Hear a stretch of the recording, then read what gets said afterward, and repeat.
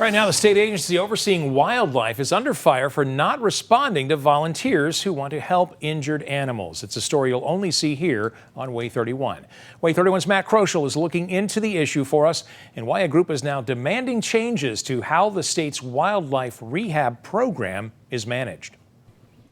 Just a handful of those state-licensed rehabilitation sites for wildlife here in Alabama. So if you happen to find a raccoon that needs help, when that animal is brought to an official, that animal will likely be euthanized because there's really no room at the centers that are left.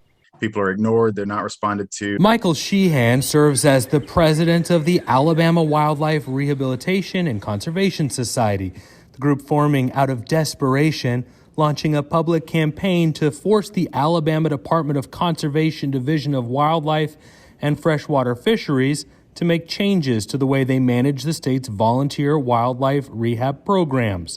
There needs to be more rehabilitators allowed in the state. The process is there.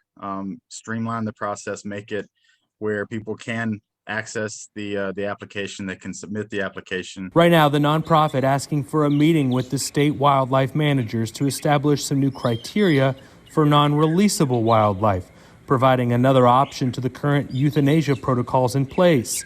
Sheehan says because of the lack of options, hundreds of wild animals are being taken in by unlicensed and untrained people.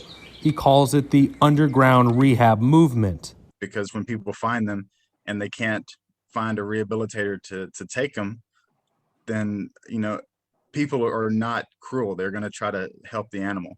And so then you have untrained people in dangerous situations with possibly diseased animals. So this group is hoping that the state will hear them out and maybe make some changes to the way the rehabilitation sites are licensed and permitted in the state of Alabama.